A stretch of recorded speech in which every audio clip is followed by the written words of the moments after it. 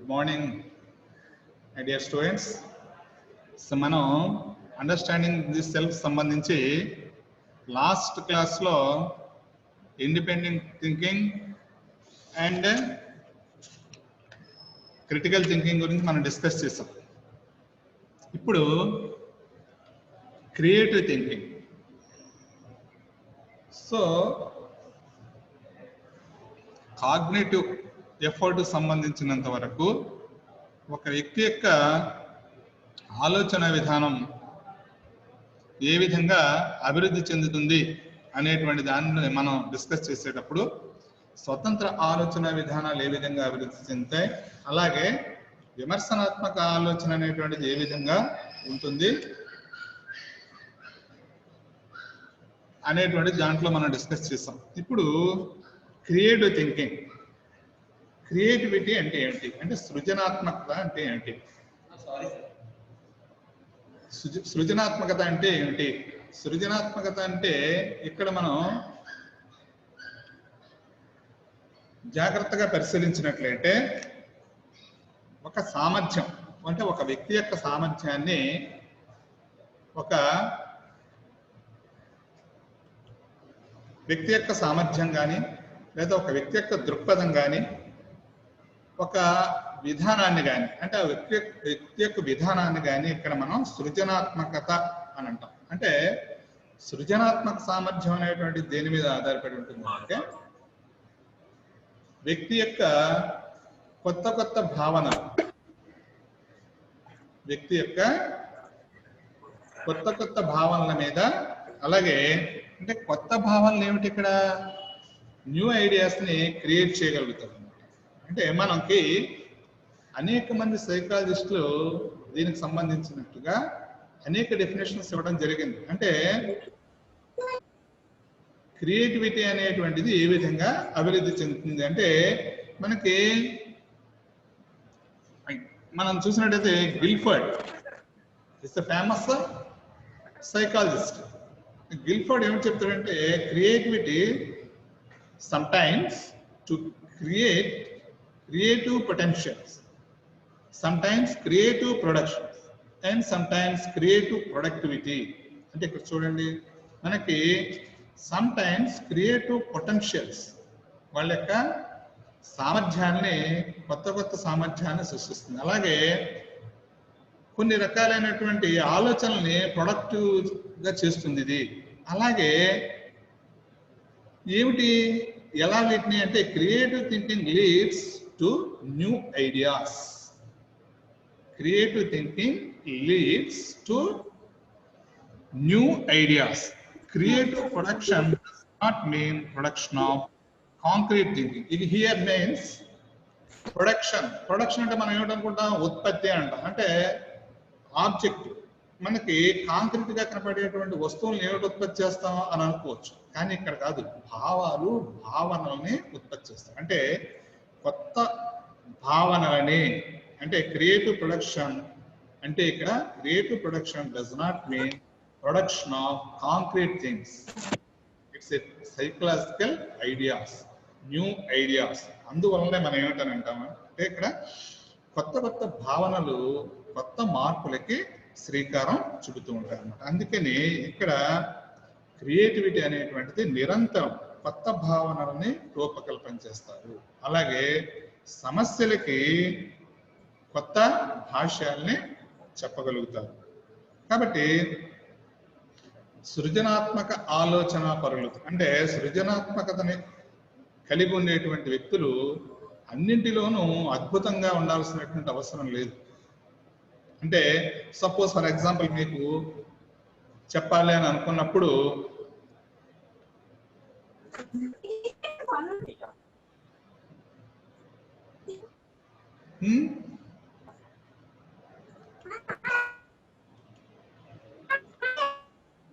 మనకి మనం సృజనాత్మక ఆలోచన పరులు అన్ని విషయాల్లోనూ కూడా అద్భుతమైనటువంటి ప్రతిభను చూపించాలని లేదు. సపోజ్ ఫర్ ఎగ్జాంపుల్ మీకు శ్రీనివాస రామానుజన్ గురించి మనం చూసినట్టయితే మనం జాగ్రత్తగా గమనించండి, ఆయన మెట్రికులేషన్ లో అన్ని సబ్జెక్ట్స్ మ్యాక్సిమం ఫెయిల్, కానీ మ్యాథమెటిక్స్ లో అద్భుతమైనటువంటి సృజనాత్మకత, కొత్త కొత్త ఆవిష్కరణలు, ఆయన చేసినటువంటి ఈక్వేషన్స్ లో అద్భుతమైనటువంటి నోబెల్ ప్రైజ్ సంపాదించగలిగేటువంటి థీమ్స్ ని సృష్టించగలిగాడు. అంటే క్రియేటివిటీ అనేటువంటిది ప్రొడక్షన్. ఇక్కడ అందుకనే చెప్తాం, creative thinking leads to new ideas. Creative production does not mean production of concrete. So in the early classes we are discussing concrete and abstract thinking. Concrete అంటే మనం ఎదురుగా picturise అయినటువంటి విషయాన్నే, ఎదురుగా కనపడేటువంటి విషయాన్నే కాంక్రీట్ అని అంటాం. అంటే చిన్నపిల్లలకి పాఠాలు చెప్పేటప్పుడు టీచింగ్ లెర్నింగ్ మెటీరియల్స్ ఉపయోగించి మనం పాఠ్యాంశాలను బోధిస్తాం. It is the concrete thing. New ideas and new creations, that is abstract thinking. Here creative production means and abstract thinking. కాబట్టి మనం ఏమిటి చేస్తూ ఉంటాం. అలాగే సర్ ఫెడరిక్ కూడా ఒక సైకాలజిస్ట్, ఈయన కూడా ఏమిటి చెప్తాడంటే, sir Frederick has named creativity as a bold thinking. Creativity అనేటువంటిది ఒక bold thinking. It means bold thinking means, bold thinking అంటే ఏంటి అని అంటే divergent thinking. So divergent thinking, breaking of old norms. Here, bold thinking means divergent thinking, the breaking of old norms, having new experiences and creative new combinations. అంటే పాత భావనల్ని అలా మనం break చేయడం ద్వారా, అంటే నామ్స్ ని బ్రేక్ చేయడం ద్వారా కొత్త కొత్త ఆలోచన విధానాల్ని దీంట్లో మనం క్రియేట్ చేయొచ్చు అన్నమాట. అందుకనే సర్ ఫెడరిక్ ఏమిటన్నాడంటే, creativity is the bold thinking. It's bold thinking means divergent thinking, breaking of old norms, having new experience and creating new combinations. కాబట్టి మనం ఇక్కడ సృజనాత్మక ఆలోచన పనులు ఎప్పుడు కూడా నూతన విధానాలకు, విశ్లేషణాత్మక నైపుణ్యాలకు ప్రాధాన్యత ఇవ్వడం జరుగుతుంది అన్నమాట. నూతన దృక్పథాలకు ఎప్పుడు వీళ్ళు ఆహ్వానిస్తున్నారు. కాబట్టి సృజనాత్మక ఆలోచన నైపుణ్యంలో ఉండేటువంటి దృక్పథాలు, వాటి యొక్క దృక్పథాలు ఎట్లా ఉంటాయి. ఇప్పుడు సాధారణంగా ఒక విషయానికి ఒకే సమాధానం గురించి మనం ఆలోచిస్తాం. అలా కాకుండా సృజనాత్మక కలిగినటువంటి వ్యక్తులు ఏమిటి చేస్తారని అంటే, ఒక సమాధానం, ఒక ప్రశ్నకి అనేక రకాలైనటువంటి సమాధానాలకు అవకాశం కల్పించడం జరుగుతుంది. అంటే ఇక్కడ చూడండి, ఇలాగే ఎందుకు జరగాలి, వేరే ఇలా ఎందుకు జరగకూడదు, దీనికి ఇదే ఆన్సర్ ఎందుకు అవుతుంది అనేటువంటిది మనం దీంట్లో ఆలోచిస్తూ ఉంటాం అన్నమాట. అంటే క్రియేటివిటీ అనేటువంటిది ఎప్పుడు కూడా అనేక సమాధానాలని కనుగొనేటట్టుగా చూస్తుంది. అంటే దాని యొక్క దృక్పథం. దీంట్లో దేనికి ఇంపార్టెన్స్ ఇస్తారు అంటే కాన్సెప్ట్స్ కి మనకి ఇంపార్టెన్స్ ఇవ్వటం అనేటువంటిది జరుగుతుంది. కాన్సెప్ట్స్ కి ఇంపార్టెన్స్ ఏంటంటే, ఇందులో ఏ భావన ముఖ్యమైనది, దానిలో నుంచి కొత్త అంశాలు అనేటువంటివి ఎట్లా మనం చూస్తాం. ఇప్పుడు చూడండి, మనకి ఈరోజు మన ఇండియాలో ఏమిటంటున్నాం, స్కిల్ ఇండియా ప్రకారంగా ఏమిటి చేయమంటున్నారు వాళ్ళు, న్యూ ఇన్వెన్షన్స్, స్టార్టప్లు చేయండి అని అంటున్నారు. అంటే స్టార్టప్స్ అనేటువంటివి ఏ విధంగా మనం దీంట్లో చూడొచ్చు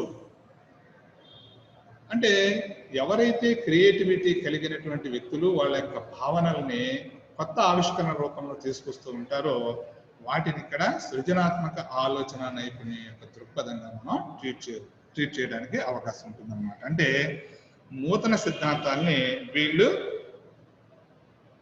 తయారు చేస్తుంటారు. ఇట్లాంటి సందర్భంలో కొన్ని తప్పులు కూడా జరగడానికి అవకాశం ఉంటుంది. ఎప్పుడు కూడా కొత్తదనాన్ని స్వీకరించేటప్పుడు కొన్ని మిస్టేక్స్ కూడా జరుగుతూ ఉంటాయి. వాటిని మనం జాగ్రత్తగా ఐడెంటిఫై చేస్తే ఏది తప్పు ఏది కరెక్ట్ అనేటువంటిది ఈ సృజనాత్మక ఆలోచన నైపుణ్యంలో ఉండేటువంటి దృక్పథంగా మనం ట్రీట్ చేయాల్సినటువంటి అవసరం ఉంటుంది.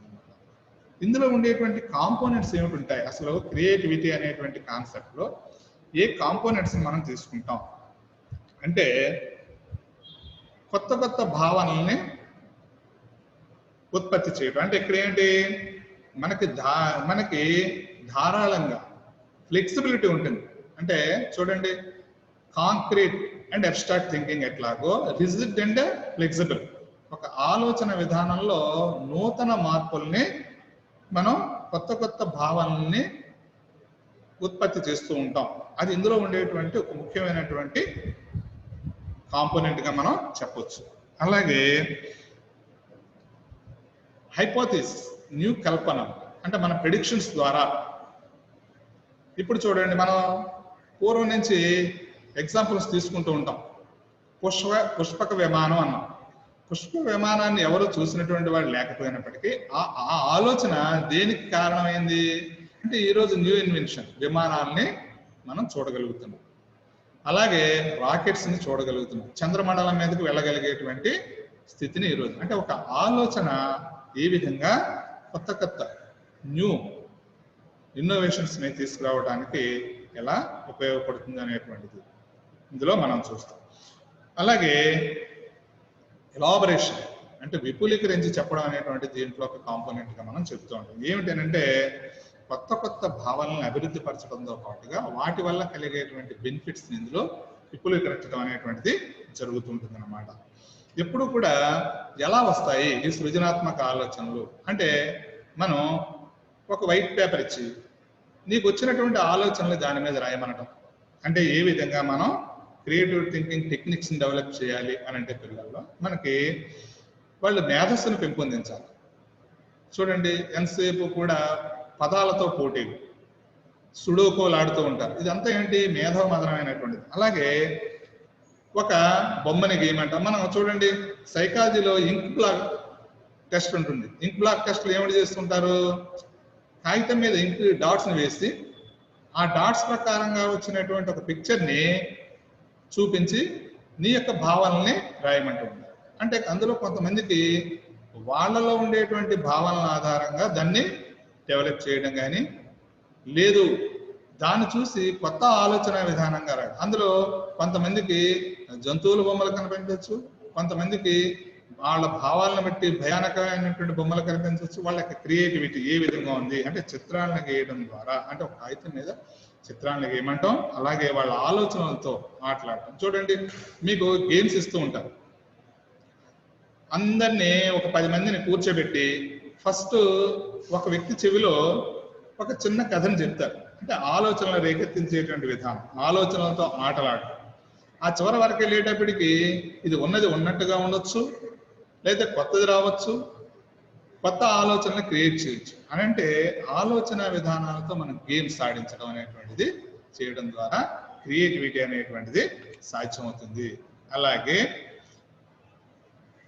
రెస్పాన్సెస్, ఒక విషయాన్ని మనం క్లాస్ రూమ్ లో పిల్లల్ని అడిగినప్పుడు వాళ్ళ రెస్పాన్సెస్, వాళ్ళకి ప్రతిస్పందనలు ఎట్లా ఉన్నాయి అంటే వాళ్ళకి మానవ వికాసం కలిగేటట్టుగా, మేధస్సు వికాసం చెందేటట్టుగా కొత్త కొత్త ఆలోచనలు రేకెత్తించేటువంటి విధానంగా మనం దీంట్లో చేయాల్సినటువంటి అవసరం ఉంటుందన్నమాట. అందుకని విభిన్న రకాలైనటువంటి ఆలోచనలు రేకెత్తించేటువంటి విధానాలని మనం ఇందులో డెవలప్ చేయాల్సినటువంటి అవసరం ఉంటుంది. అంటే ఒక సమస్య ఇస్తాం పిల్లలకి, ఆ సమస్యకి అనేక రకాలుగా విభిన్న కోణాల్లో మనం ఏ విధంగా దాని సమస్యను పరిష్కారం చేయొచ్చు అనేటువంటిది క్రియేటివిటీ మీద ఆధారపడి ఉంటుంది. ఈవేళ సృజనాత్మక ఆలోచన టెక్నాలజీని మనం తీసుకున్నట్టయితే ఎంత సృజనాత్మకత, ఒకప్పుడు ఎన్నో ఉండేవి, కాల్కులేటర్స్, టేప్ రికార్డర్స్, రకరకాలైనటువంటి మ్యూజిక్ ఇన్స్ట్రుమెంట్స్ అన్నీ కూడా ఈ రోజు అన్ని ఏమిటైపోయాయి, ఒక సెల్ ఫోన్లోకే వచ్చాయి.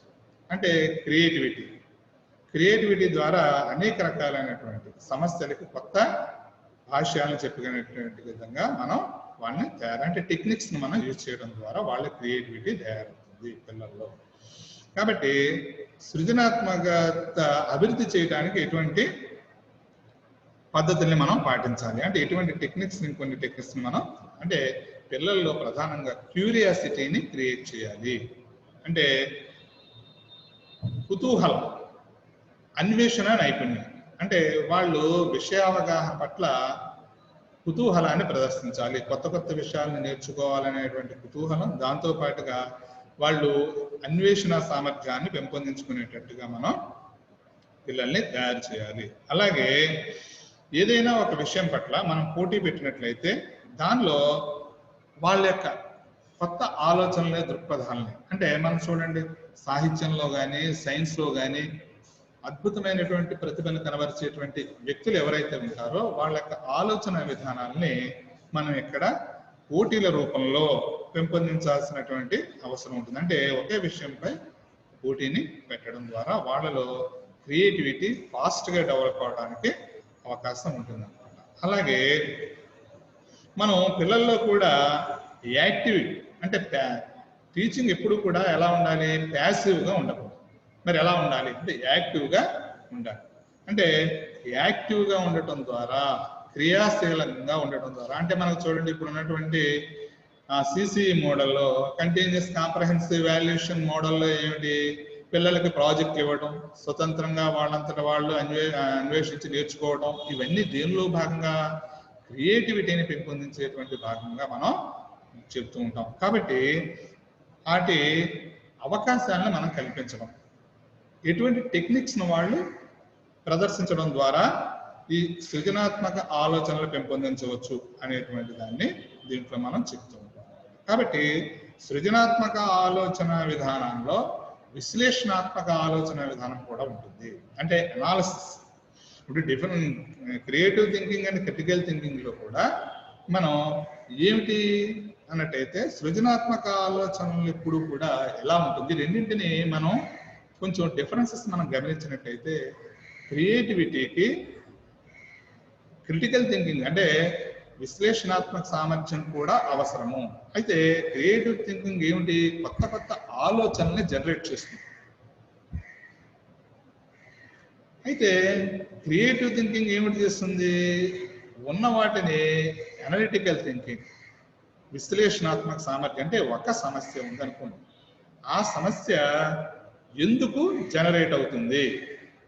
ఇప్పుడు సపోజ్ ఫర్ ఎగ్జాంపుల్ పేదరికం అన్నారు అనుకోండి, విశ్లేషణాత్మక సామర్థ్యంలో అంటే క్రిటికల్ థింకింగ్లో విశ్లేషణాత్మక సామర్థ్యం కలిగినటువంటి వ్యక్తి ఏమిటి చేస్తాడు అంటే పేదరికం అంటే పేదరికం అసలు ఎందుకు వస్తుంది, ఆ రావడానికి కలిగినటువంటి కారణాలు ఏంటి, పేదరికాన్ని ఎలా మనం ఐడెంటిఫై చేయాలి, ఇలాగ అనేక రకాలైనటువంటి అంశాల్లో విశ్లేషణాత్మక సామర్థ్యాన్ని కలిగి ఉంటాయి. అంటే క్రిటికల్ థింకింగ్ అంటే పేదరికం అంటే ఏమిటి అంటే పేదరికానికి కారణం ఏంటంటే పేదరికమే. ఎందుకు అని అంటే పేదవాడు ఎలా అవుతాడు, వాడికి ఉద్యోగ అవకాశాలు లేకపోవడం, ఉద్యోగ అవకాశం లేకపోవడం అంటే వాడికి ఆదాయాలు లేకపోవడం, ఆదాయం లేకపోవడం అంటే కనీస అవసరాలు తీరకపోవడం, కనీస అవసరాలు తీరినటువంటి వాడిని ఏమిటని అంటాం, పేదవాడుగా అని అంటాం. అంటే నిరుద్యోగిత పేదరికానికి కారణమవుతుంది అనే ఇక్కడ విశ్లేషణాత్మక సామర్థ్యం. మరి క్రియేటివిటీలో ఏమిటి చేస్తాడు, అసలు పేదరికాన్ని ఎలా పోగొట్టాలి, అంటే పేదరికాన్ని పోగొట్టాలంటే వాడికి తిండి పెడితే సరిపోతుందా, వాడిని స్కిల్డ్ లేబర్గా తయారు చేయాలా, అంటే వాటంతటా వాడిని స్వతంత్రంగా పోషించుకునేటట్టుగా ఎలా తయారు చేయాలి అనేటువంటిది ప్రొడక్టివ్ థింకింగ్ అనేటువంటి దీనిలో ఉంటుంది. న్యూ థింకింగ్ ఆలోచనలు అనేటువంటివి సృష్టిస్తారు. అంటే దీన్ని పోగొట్టడానికి శాశ్వత పరిష్కారాలు ఎలా ఉంటాయి అనేటువంటి సృజనాత్మక ఆలోచన ద్వారా మనం చేస్తూ ఉంటాం. కాబట్టి ఇప్పుడు కూడా ఇందులో ఏ విషయాల మీద మనం దృష్టి సారిస్తాము అని అంటే ఎప్పుడూ కూడా సరళమైనటువంటి అంశాలు కానీ అలాగే జడ్జిమెంట్స్ ఇవ్వడంలో కానీ, జడ్జిమెంట్స్ ఇవ్వడంలో ఏమిటి చేస్తూ ఉంటాం, విశ్లేషణాత్మక అంశాల్లో మనం అనాలిసిస్ చేసి ఇది దీనికి ఆన్సర్ అని చెప్పడానికి అవకాశం ఉంటుంది. క్రియేటివిటీలో అలా ఆన్సర్ చెప్పరు, ఎందుకంటే అనేక రకాలైనటువంటి ఆలోచనలు దానిలో ఉన్నాయి, అనేక రకాల ఆలోచన విధానాల ద్వారా కొత్త కొత్త విషయాన్ని దీంట్లో సేకరించడం అనేది జరుగుతుంది. అందుకని సృజనాత్మక ఆలోచన అలాగే విశ్లేషణాత్మక ఆలోచన విధానంలో భేదాలు ఉన్నప్పటికీ కూడా కొత్త కొత్త విషయాన్ని సృష్టించడంలో ఇవి చాలా ఉపయోగపడతాయి. అదేవిధంగా మనకు సృజనాత్మక ఆలోచన పనులు విమర్శనాత్మక దృష్టిని కలిగి విశ్లేషణాత్మక దృష్టిని కలిగి కూడా ఉంటారు. ఈ విధంగా మనం సృజనాత్మక ఆలోచన విధానం గురించి చెప్పవచ్చు. అయితే నిర్ణయాలు తీసుకునేటువంటి కెపాసిటీ ఏంటి. ఇంకొక కాన్సెప్ట్ ఏమిటంటే ఇందులో డెసిషన్ మేకింగ్. డెసిషన్ మేకింగ్ అనేటువంటిది చాలా ముఖ్యమైనటువంటి అంశం. అంటే అసలు నిర్ణయాలు ఎలా తీసుకుంటారు, నిర్ణయాలు తీసుకునేటువంటి కెపాసిటీ ఎట్లా వస్తుంది అంటే డెసిషన్ మేకింగ్ కెపాసిటీ. ఇప్పుడు సపోజ్ మనం ఈరోజు చూస్తున్నాం సాఫ్ట్వేర్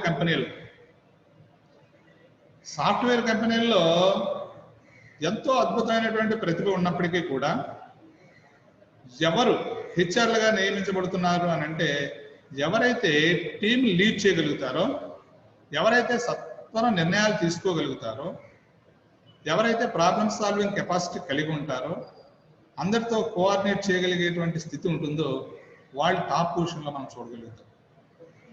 అంటే నిర్ణయాలు తీసుకునేటువంటి శక్తి ఒక అద్భుతమైనటువంటి అవకాశాన్ని మనిషికి కలిగిస్తుంది అన్నమాట. ఎందుకనంటే నిర్ణయాలు తీసుకునే సందర్భాల్లో అతను అనేక విషయాల గురించి ఆలోచించాల్సినటువంటి అవసరం ఉంటుంది. కాన్సిక్వెన్సెస్ అంటే ఒక విషయానికి అనేక రకాలైనటువంటి ప్రత్యామ్నాయాలు ఉంటాయి.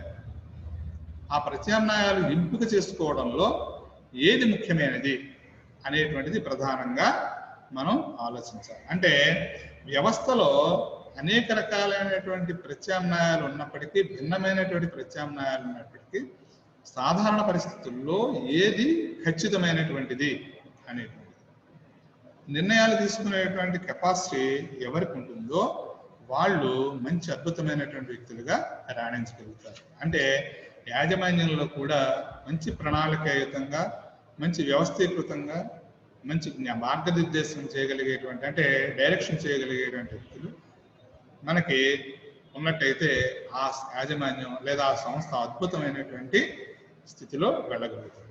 సపోజ్ నిర్ణయాలు డెసిషన్ మేకింగ్ అంటే ఇక్కడ ఏమిటి మీకు బాగా అర్థం కావాలంటే మనం మన ప్రాంతంలో వరదలు వచ్చే అవకాశాలు ఉన్నాయి, లేకపోతే విపరీతమైనటువంటి వర్షాలు కురిసేటువంటి భారీ వర్షాలు కురిసేటువంటి అవకాశాలు ఉన్నాయి, లేదా తుఫాను హెచ్చరికలు చేసాం. కాబట్టి వాటిని సమర్థంగా ఎదుర్కొనేటందుకు జిల్లా యంత్రాంగమైనటువంటి జిల్లా కలెక్టర్ని లేకపోతే వివిధ స్థాయిలో ఉండేటువంటి అధికారులను నియమిస్తున్నాం అని ప్రభుత్వం ప్రకటిస్తుంది. అంటే వచ్చే తుఫాన్ని వీళ్ళు అడ్డంగా నిలబడి ఆపగలరా? వీళ్ళు అడ్డంగా నుంచుంటే ఆగిపోతుందా?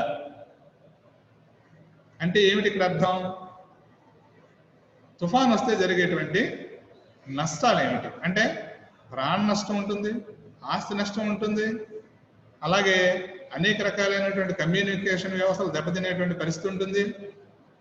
కాబట్టి వీటన్నింటినీ సాధ్యమైనంత వరకు తక్కువ స్థాయిలో ఉండేటట్టు, ఇంకా తగ్గించగలిగేటట్టుగా నిర్ణయాలు తీసుకోవాలి.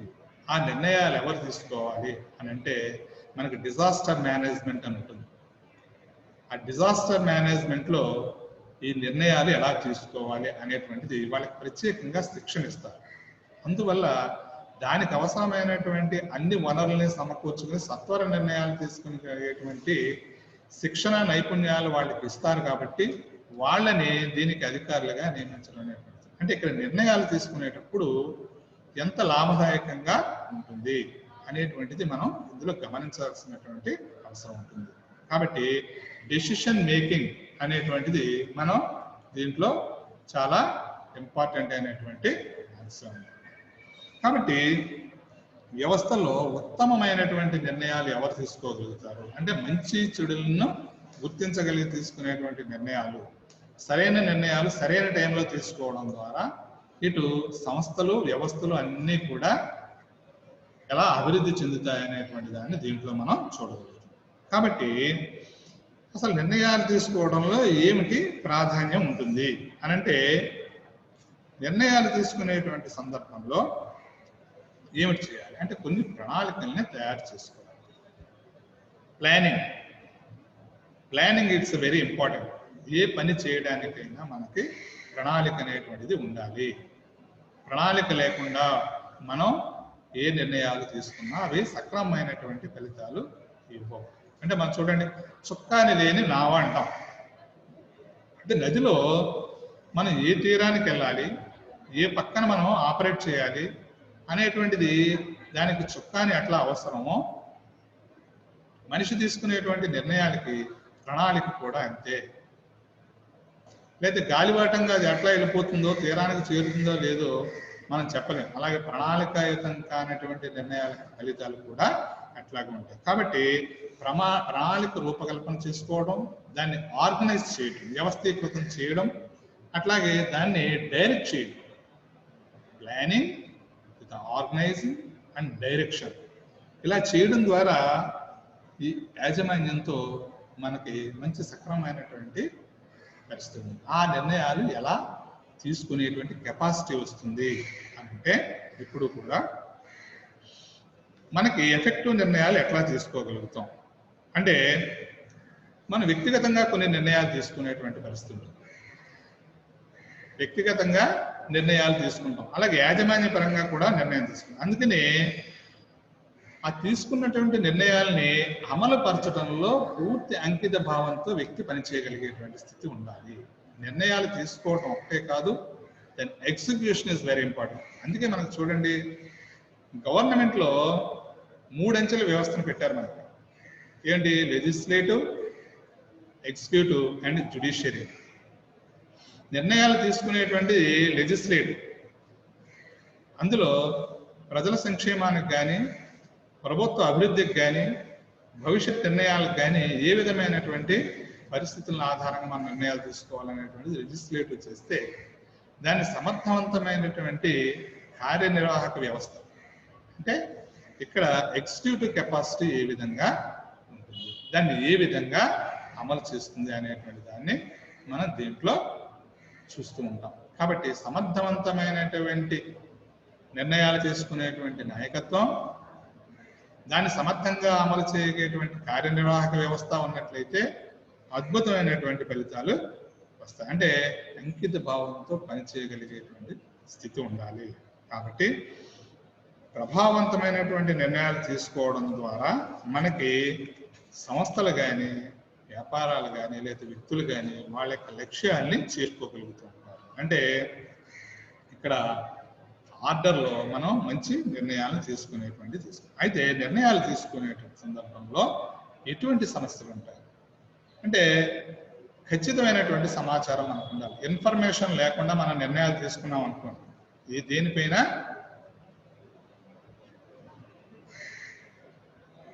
మనం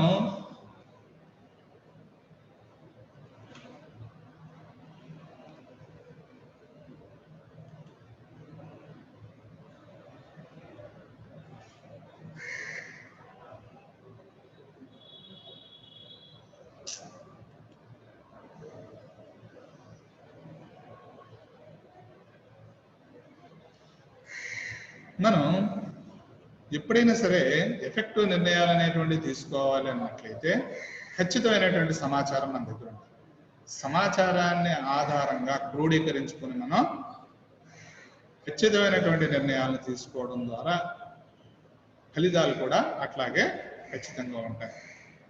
మనకి నిర్ణయాలు తీసుకునేటప్పుడు సమాచారం కూడా ఎంత మేరకు అవసరమో అంతే దాన్ని మనం రీడ్ చేయాల్సిన అవసరం. అంటే విధాన నిర్ణయాలు తీసుకునేటప్పుడు సపోజ్ మీరు ఒక యూపీఎస్సీ ఎగ్జామ్ రాయాలని అనుకుంటున్నారు, లేదు ఒక విఆర్ఓ ఎగ్జామ్ రాయాలనుకుంటున్నారు. విఆర్ఓ ఎగ్జామినేషన్కి యూపీఎస్సీ సిలబస్తో మనకు సంబంధం లేదు, అంత సమాచారం మనకు అక్కర్లేదు. అలాగే యూపీఎస్సీ ఎగ్జామినేషన్స్కి విఆర్ఓ సమాచారం సరిపోదు. అంటే ఇక్కడ అవసరానికంటే ఎక్కువ సమాచారం సేకరించడం ద్వారా తీసుకునేటువంటి నిర్ణయాలు కూడా సత్ఫలితాలను ఇవ్వవు. అంటే మనం ఎప్పుడు కూడా సమాచారాన్ని సేకరించడంలో సమస్యలను ఎదుర్కొంటూ ఉంటాం.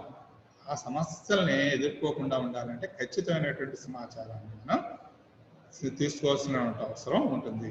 అందుకనే ఇందులో మనకి సొంత అభిప్రాయాలు కానీ మన యొక్క కోరికలను కానీ దీనిలో చొప్పించాల్సిన అవసరం లేదు. ఎందుకంటే subjectivity, we have a lot of feelings according to that situations. So సబ్జెక్టివ్గా ఆలోచిస్తూ మన యొక్క భావాన్ని దానిలో చొప్పించినట్టయితే ఖచ్చితమైనటువంటి నిర్ణయాలను మనం తీసుకోవడానికి అవకాశం ఉండదు. అలాగే ఎమోషనల్ ఇంబ్యాలెన్స్ అనేటువంటిది ఉండకూడదు. మనకి నిర్ణయాలు తీసుకునేటువంటిది ఎమోషనల్గా ఉద్వేగపూరితమైనటువంటి నిర్ణయాలు అనేటువంటివి తీసుకునేటప్పుడు కూడా మన యొక్క ఉద్వేగాల్ని అదుపులో ఉంచుకోగలిగేటువంటి శక్తి ఉంది. అందుకే ఈరోజు ఐక్యూ కంటే ముఖ్యంగా కావాల్సింది ఏమిటంటే ఈక్యూ, ఎమోషనల్ కోషియెంట్. కాబట్టి ఉద్వేగపూరితమైనటువంటి సంబంధాలు ఉన్నట్లయితే ఖచ్చితమైనటువంటి నిర్ణయాలు తీసుకోవడానికి అవకాశం ఉండదు. కాబట్టి నిర్మాణాత్మకమైనటువంటి నిర్ణయాత్మకమైనటువంటి ఫలితాలు ఎట్లా తీసుకోవాలి అని అన్నట్లయితే మనం ప్రయారిటీ ప్రకారంగా పెట్టుకున్నటువంటి ఆర్డర్లో ఏ అంశాలు క్లిష్టంగా ఉంటున్నాయి అనేటువంటి వాటిని ఐడెంటిఫై చేసి వాటిని తొలగించుకోవడం ద్వారా మనం మంచి నిర్ణయాలు తీసుకోవడానికి అవకాశం ఉంటుంది. కాబట్టి మనం చూడండి, ఈజీ టు డిఫికల్ట్. మన ఎడ్యుకేషన్ సిస్టంలో మనం ఏమిటి చేస్తూ ఉంటాం? Easy to difficult. కాబట్టి ఆ ప్రాసెస్లో మనం ఈజీ టు డిఫికల్ట్ అనే కాన్సెప్ట్లో మన నిర్ణయాలను కూడా ఆర్డర్ చేసుకోవాల్సినటువంటి అవసరం. ఈ క్లాస్లో మనం ఒకసారి మీకు ఏంటంటే స్క్రీన్ షాట్ తీసి నాకు మెసేజ్ పెట్టండి అమ్మా, కోర్స్ అయిన తర్వాత, క్లాస్ అయిన తర్వాత. నెక్స్ట్ మనకి నిర్ణయాన్ని తీసుకునేటువంటి అంటే నిర్ణయం యొక్క అవసరం, ఉద్దేశం గుర్తించాలి. మనం ఏ నిర్ణయం పడితే ఆ నిర్ణయం తీసుకోవడానికి అవసరం లేదు. ఆ నిర్ణయం యొక్క ఉద్దేశం ఏమిటి? ద పర్పస్ ప్రకారంగా నిర్ణయాన్ని తీసుకునేటువంటి, అంటే ఇక్కడ పర్పస్ అంటే ఏమిటి? మనకి ఏదో సమస్య వచ్చింది, ఆ సమస్యని మనం ఎందుకు ఆ సమస్య వచ్చింది, దాన్ని ఎలా పరిష్కరించుకోవాలి అనేటువంటి విశ్లేషణ అనేటువంటిది ఇక్కడ చేయగలగాలి. కాబట్టి మనం తీసుకునేటువంటి నిర్ణయం వల్ల ఎవరు ప్రభావితం అవుతారు, ఆ ప్రభావితం అయితే జరిగేటువంటి కాన్సిక్వెన్సెస్ ఎట్లా ఉంటాయి అంటే ఎప్పుడు కూడా పర్పస్ ప్రకారంగా మనం ఇక్కడ డెసిషన్ని తీసుకోవాల్సిన అవసరం ఉంటుంది. అంటే మనం షార్ట్ టర్మ్ నిర్ణయాలు తీసుకుంటున్నామా, లాంగ్ టర్మ్ నిర్ణయాలు తీసుకుంటున్నామా అనేటువంటిది ఆ సమస్య యొక్క పర్పస్ను బట్టి ఆధారపడి ఉంటుంది. అంటే ఇక్కడ ఎప్పుడు కూడా నిర్ణయాలు తీసుకునేటప్పుడు నిర్ణయాల యొక్క కాన్సిక్వెన్సెస్ ఎట్లా ఉంటాయి అనేటువంటిది చూడండి. కొంతమంది మనం హార్ష్గా మాట్లాడితే సెన్సిటివ్గా ఉన్నటువంటి వ్యక్తులు ఏమిటవుతారు? వాళ్ళు ఆటోమేటిక్గా డిప్రెషన్కి వెళ్ళిపోతున్నారు. ఈరోజు చూడండి, మనం పైన చెప్పుకున్నాం ఏమిటి? ఎమోషనల్ కోషియంట్ ఉండాలని. అంటే ఉద్వేగపూరితమైనటువంటి సంబంధాన్ని మనం బ్యాలెన్స్ చేయగలగాలి నిర్ణయాలు తీసుకునేటప్పుడు. ప్రతి చిన్న విషయానికి ఈరోజు చూడండి, మార్కులు తక్కువ వచ్చాయి, సూసైడ్. అంటే మార్కులు తక్కువ సూసైడ్ చేసుకుంటే మార్కులు పెరిగిపోతాయా? ఇంట్లో తల్లిదండ్రులు టీవీ చూడొద్దన్నారు, సూసైడ్.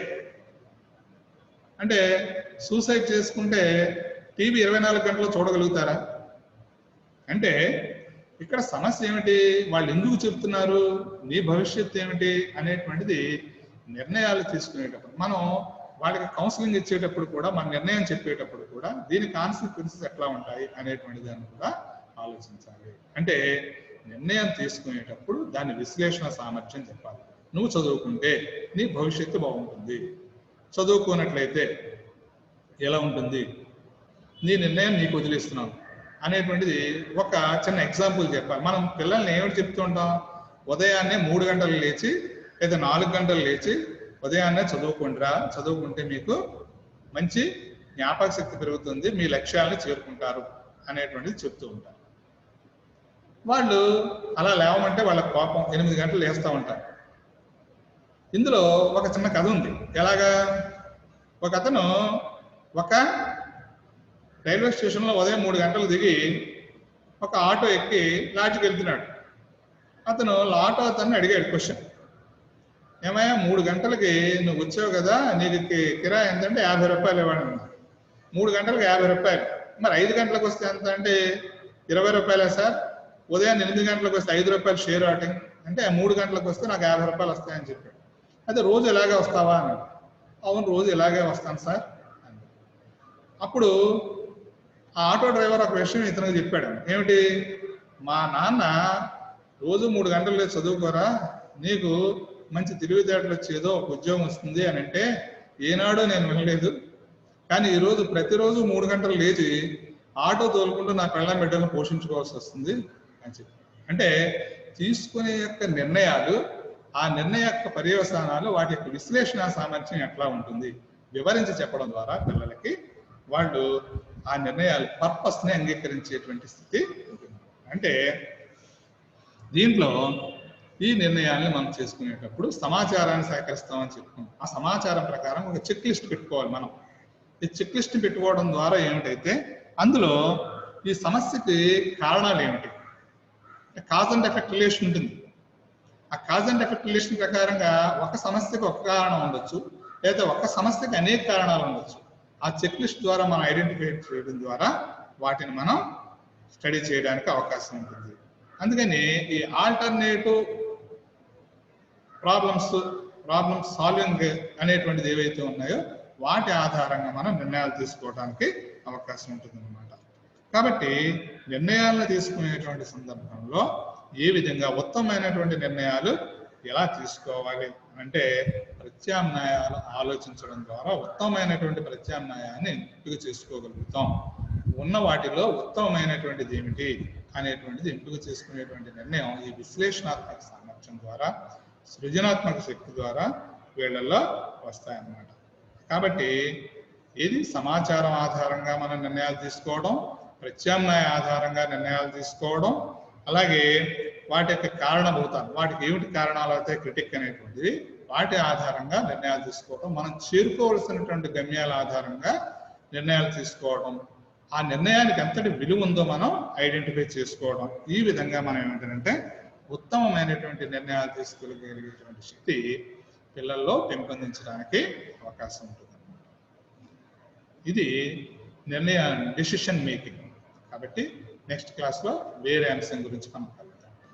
ఓకే, మీకు క్లియర్గా అర్థమవుతుంది కదా?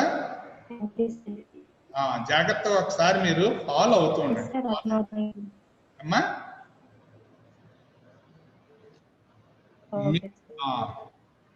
మీరు కొంచెం జాగ్రత్తగా ఫాలో అవుతూ ఉండండి. ఇది సైకాలజీ బేస్డ్ కాబట్టి కొంచెం టర్మ్స్ అని డిఫికల్ట్గా ఉంటే జాగ్రత్తగా అర్థం చేసుకోండి అమ్మా. Okay sir.